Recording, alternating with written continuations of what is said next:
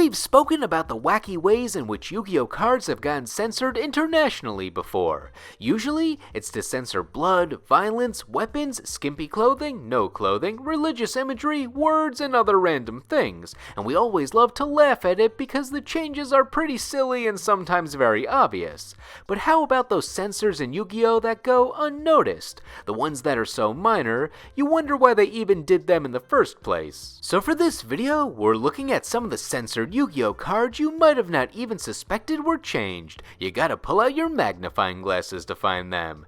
We want the pettiest of petty when looking for these minute changes. And joining me is the observer of pointless things, Judgment Meter. Only the best for our viewers. Now, let's zoom in on the top 10 Yu-Gi-Oh cards you didn't know were censored. Number 10, Arrival Rivals. The art on this card is involved in one of my favorite fluff monster storylines about some magician ladies who run a potion shop, centered around Slacker Magician, and I just think she's neat. Look at her. She's lounging and is burnt out. She eventually gets motivated by her friend and collaborator Alchemic Magician to become the lovably creepy down nerd magician. They have a trivial little fight on Xyz's Tribal Rivals that evolves into what we see on Arrival Rivals, where the rival Akashic Magician barges in. The scene is so lively, you might not notice the main censorship. First, the small censorship is on Slacker Magician's top to match her own card censorship, where they raise it a bit and extend it to cover her belly,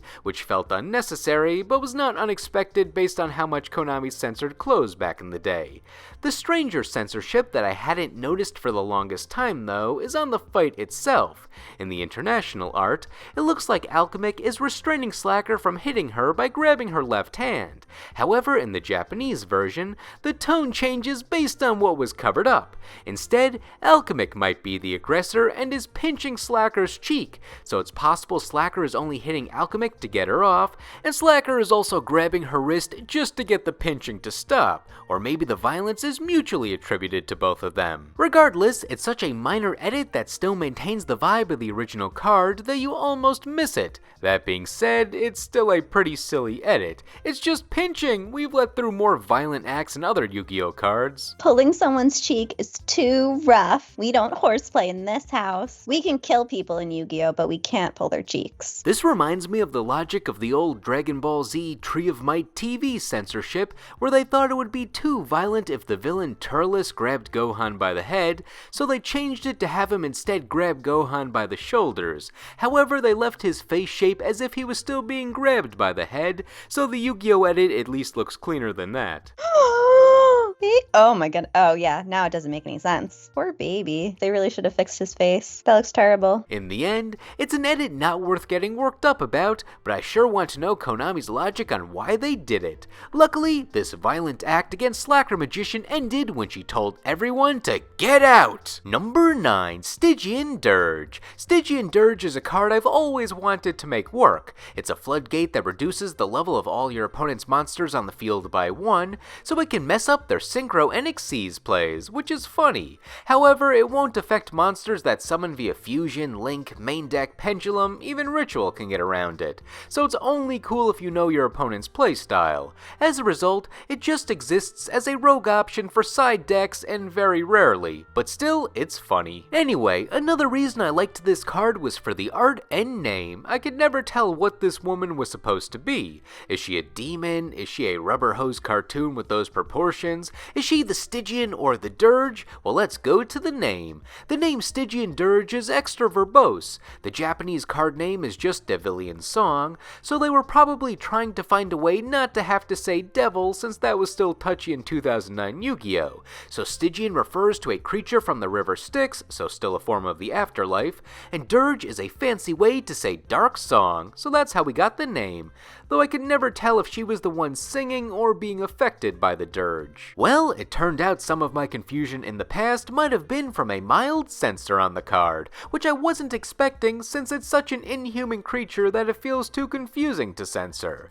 The censorship was on her mouth, where they removed the smoke coming out of it. I'm not sure why. It doesn't look inappropriate, and I don't think it has ties to anything extra dark or twisted, like monsters get their souls sucked out of their mouth or have smoke coming out of it all the time on Yu-Gi-Oh cards. Though I still can't quite tell if she's the one getting her soul sucked out, or if she's the demon singing souls out of bodies and absorbing them, but the tears rolling down her face made me think that she was the one getting her soul sucked out. Well, without the spirit coming out of her mouth, what is she doing? I don't know, experiencing some sort of horror? Oh, so in one she's just screaming, and in the other one she's dying. Oh, okay. That seems silly. Either way, this was such a confusing edit, it baffled me when I learned about it. And the only reason I learned about it is because every year, Konami does a lost art promotion, where they re-release a group of censored cards without the censorship, sort of as an acknowledgement saying, oops, we were kinda strict back in the day, here's what you should have gotten in the first place, buy our product.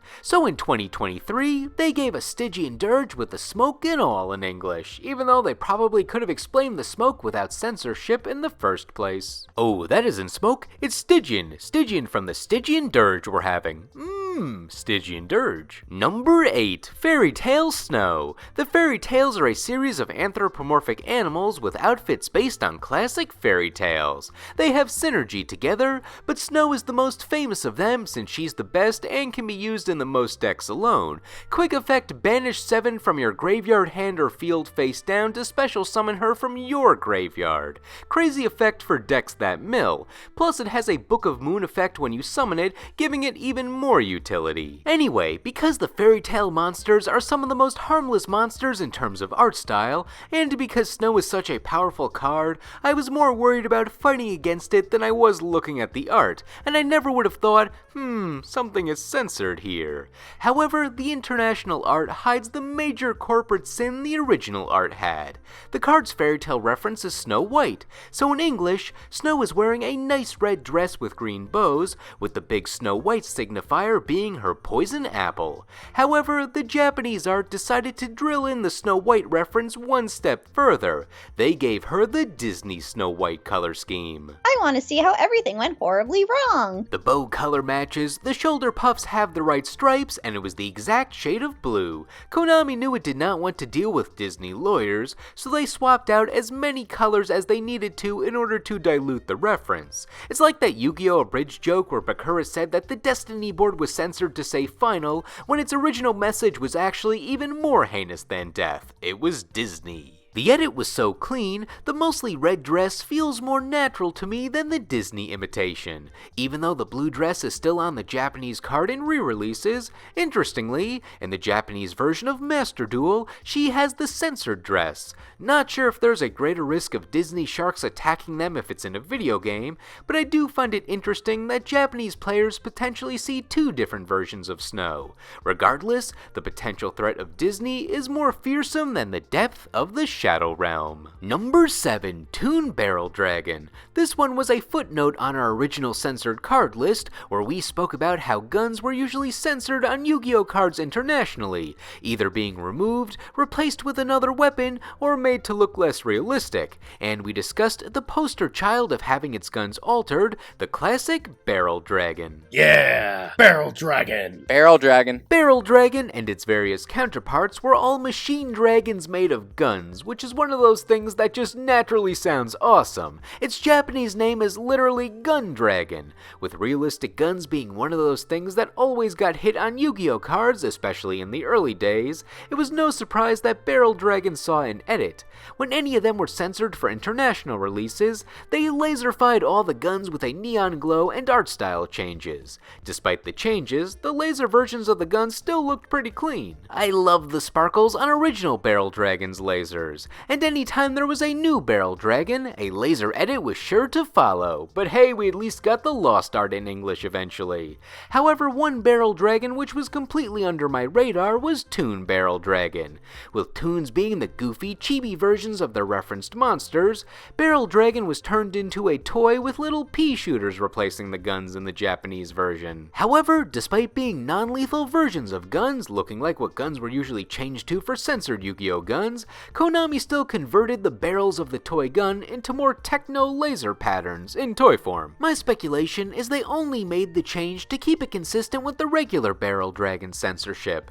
Maybe they were trying to be really cautious, but this edit always felt like it was there for consistency rather than trying to hide anything. It's funny how the toy bullets are still bullets on the censored art, so it makes slightly less sense. I would have gone the extra mile and turned them into squirt guns to emulate lasers. Wait, but where are you gonna put your green Konami orbs? That fits in those little ball holes. Don't say ball holes, but yes, it would be something else laser themed. Yeah, go all the way. Make it ridiculous. I want you to commit. Anyway, by keeping the pea shooter toy with the laser edit once again reminds me of Dragon Ball. This time when 4Kids had their own Dragon Ball Z Kai edit, and they edited the farmer with shotgun's gun to make a laser sound, but since Raditz still had to catch the bullet, he caught a ball of light instead. They've basically turned it into solid light energy here, which is pretty cool in concept. Regardless, this was the one version of Barrel Dragon I thought was safe, making it even more funny of an edit in hindsight. Number 6, Witchcrafter Holiday.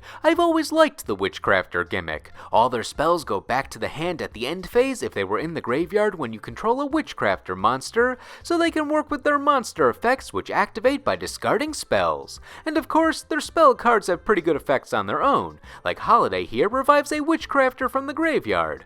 But as for the artwork, the spells feature different Witchcrafters making their little magical crafts for sale, and it's a wholesome fun time. We even covered their backstory in a video before. Anyway, for the topic at hand, Witchcrafter Holiday shows their leader Madame Vare taking a snooze on one of their glass bulb creation things, while Edel is yelling at her to wake up, and Shmieta tries calming down Edel. There are two edits on this card internationally. One is the expected edit of raising Shmieta's shirt to cover her bra, as was done on her own card, but the edit I would have never expected is on Madame Vare here. Nothing involving her clothes or body or anything we've seen before particularly, but on the international card, they erased the drool coming out of her mouth due to her sleeping. Who would have even thought to do that? Oh, drooling is bad? I drool when I sleep. If I was a Yu-Gi-Oh card, I'd be censored. I could be coy and pretend I don't know why they made the edit, but the reason is likely because they thought the bodily fluid would be misinterpreted as something lewd.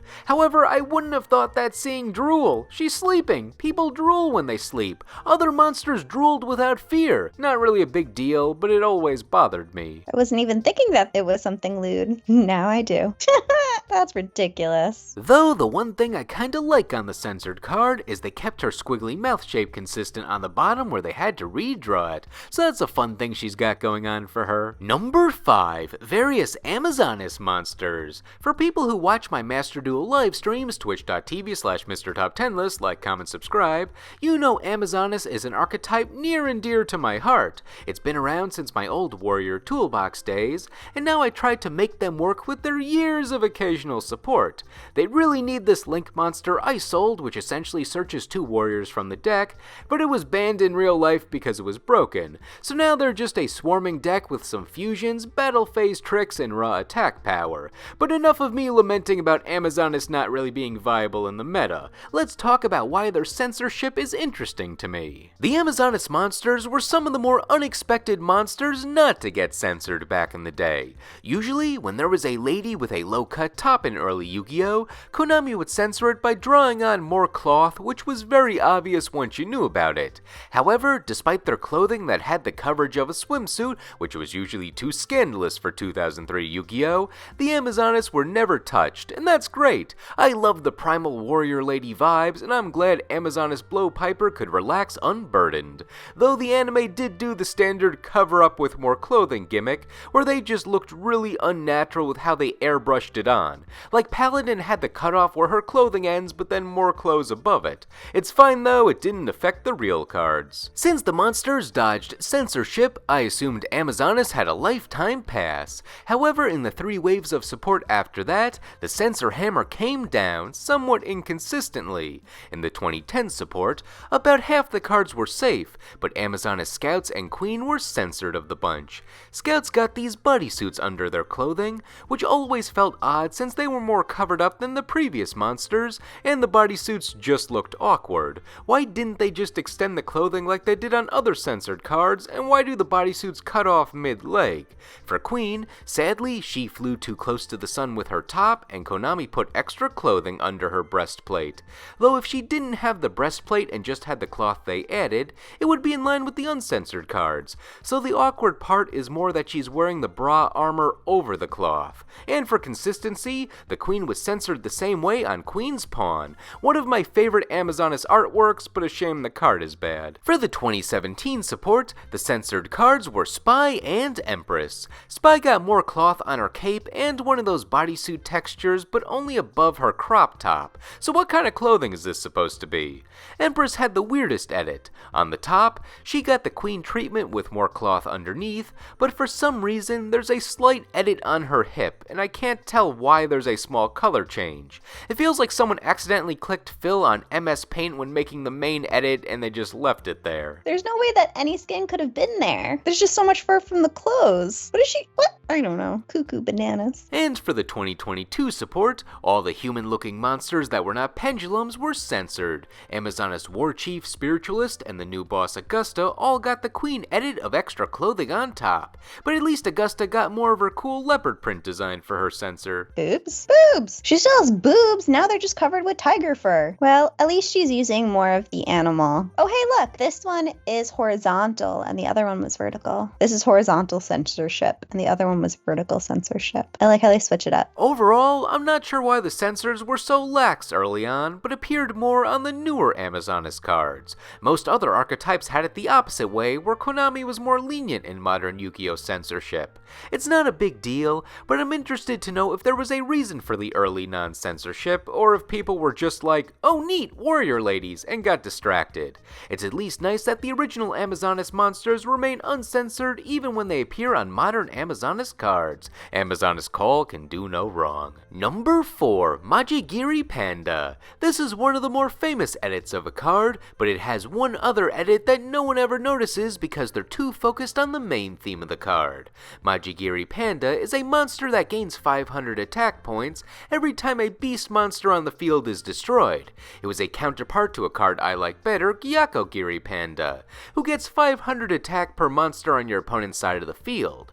That name translates to wrongfully angry panda. I also love the art here. It looks like he's glancing off screen at whoever made him wrongfully angry, and he's like, come on, dude, I'm eating, leave me alone. Just want to eat my fucking bamboo, get the fuck out of my fucking face. Likewise, Maji-Gire Panda fits the counterpart by translating to seriously angry panda. In the Japanese version, it shows what appears to be a panda father kicking over a table with his family watching in fear. For the international release, the family was removed due to fears that this represented domestic violence, which is a legitimate concern.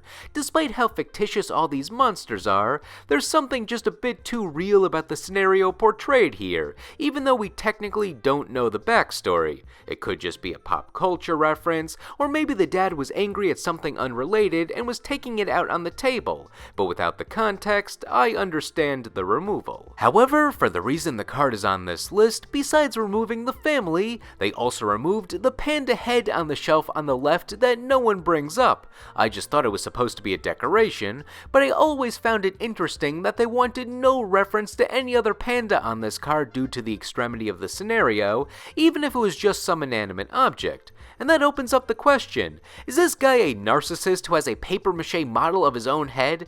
Or am I wrong, and is that meant to be a different real panda? Does it have a body somewhere? Or is that just the panda head and we have more concerns now? Though I still stick with my theory that this is just an ornament modeled after his own head that got splash damage from the main censorship. Yeah, I mean, if anything, it's a severed head. I don't think it's animate. I don't think it's worried about Angry Dad Panda. Oh, they're eating bamboo. That's what that is. Sorry, I was wondering. Why would they do that to a panda? What, put its head on a shelf or remove it from existence entirely? Or just create this entire scenario for it to begin with? It reminds me of that kangaroo from that game. Is it the kangaroo from Tekken? You mean Roger? I feel like Roger lives in this universe. It's Roger, but a panda. In the end, if you want to pick a favorite panda monster in Yu-Gi-Oh, there are dozens of less less controversial picks than Maji-Gire Panda. Number 3. Diabellstar the Black Witch. Diabellstar is one of the coolest looking modern monsters, and she's useful in multiple decks, so she's basically reached iconic status. You can special summon her if you send a card from your hand or field to the graveyard, and then she lets you set a spell or trap from her related archetype, Sinful Spoils. And then you're off to the races in summoning any level 1 fire monster from the deck with their big special summoning spell. Even without the effects, she's an attractive lady, so she sells potential merchandise. And when I heard she was censored, I was expecting some big cover-up like the drawn-on clothing of the olden days, or maybe her proportions would have been changed. Where could that censorship be? Well, when you pull up the Japanese art, it's like a spot the difference game on the back of a cereal box. There's no changes to her proportions, and they just added a bit of extra fabric on her cloak thing, and it actually blended in pretty well. I know I've been saying it a lot in this video, but why did they do this? I guess there is one line in that general area that was covered up that Konami was afraid of. They didn't even cover up her whole boob. That is meaningless boob censorship. I want all boob or no boob, and you know my feelings on boob. I will say, I don't like any cards getting censored, but they did this one pretty seamlessly. And now that I've gotten to talk about Diabellstar, I can tell you all to play Rescue Ace. It uses her, and it's just a fun deck. Look at this guy, he's a hydrant. Number 2, IP Masquerena. Okay, when I heard this one was censored, I didn't know where to look. You'd think, maybe the clothes. No, they're the same in each one. How about her proportions? We've seen that happen before. Nope. Is there a thing in the background? A rude gesture? All no. Well, the censorship is the tiniest of tiny line, just one, erased on her abdomen. They took away her inguinal ligament, which is just a natural part of her pelvis. It was showing because she was just existing. I think it would have been there regardless of how much she's stretching. Where? There? How is she gonna move her legs? Sadly, the muscle's already been removed, Judgment Meter. There's nothing she can do. It's the fact that it's such a small line that is so light, they really took a magnifying glass to this monster. It's also funny because her alternate art had on a new outfit that did not need to worry about being censored, since she had on a suit that covers the whole stomach area, and it has a 3 kitty face on it, and a cool ass background. She has an uwu on her thigh. I want an uwu on my thigh. Kitty face, not uwu, but I appreciate the sentiment. Uwu. Anyway, like the Evil Twins cards, I love these Neon City landscapes. It looks so much more amazing in real life if you have any special holo versions of the alternate art. I would use the alternate art more in Master Duel if my default IP wasn't a royal rare. Another funny thing is this is not the only time IP was censored. In her appearance on EMP Meow Mine, where she's turning away from the camera, we see they removed her butt on international releases. She's been saving the censor team extra work by facing the front or side all these years. Hope that being a digital creature means that she does not need to use the bathroom after that edit. For number 1, it was simply down to what we saw as the silliest edit. This may not be a widely remembered card,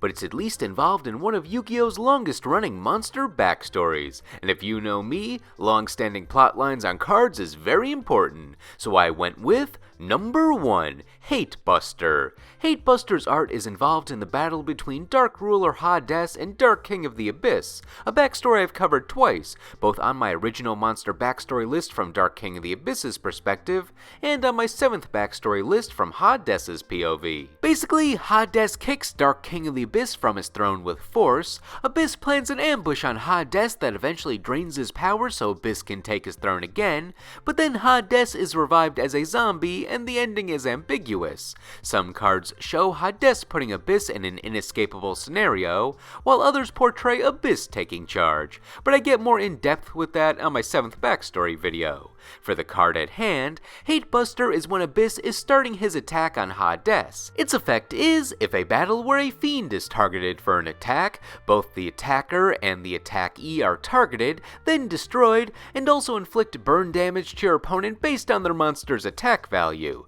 The effect represents how Hades thinks he's just going to kill Abyss again, but then Abyss pulls out the bomb and is like, if you're going down, I'm taking you with me. So where's the censorship in this? Hades had a pretty notable censorship back in the day where they replaced his horns with giant orbs because it was related to the devil and they were afraid of having the devil on cards, but thankfully for the art team, Hades' head is completely obscured on this card, so they didn't have to make that edit here. Instead, the edit is on Dark King of the Abyss's body. As you can see, he's holding the bomb against his stomach, nothing odd about that, but once you crack open the Japanese art, you see the placement of the bomb was slightly different. On the Japanese art, he's holding the bomb a bit lower and you can see his forearms. That's it. And now time to ask the age-old question. Why? Yeah, I don't know, and that's why it's such a minor censorship and I'm confused. I feel nothing changed. I guess with him holding it higher on the censored art,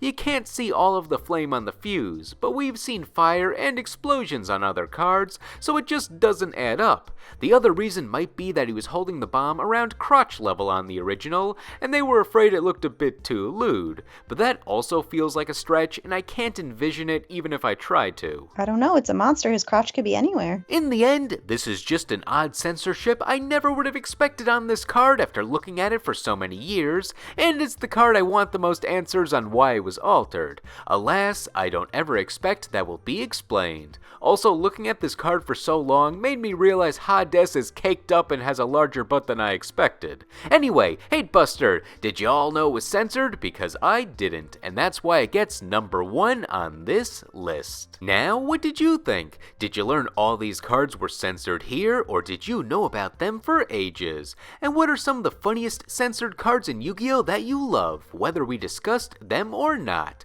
Let us know in the comments. Anyway, thank you all for watching, and we will see you in the next video.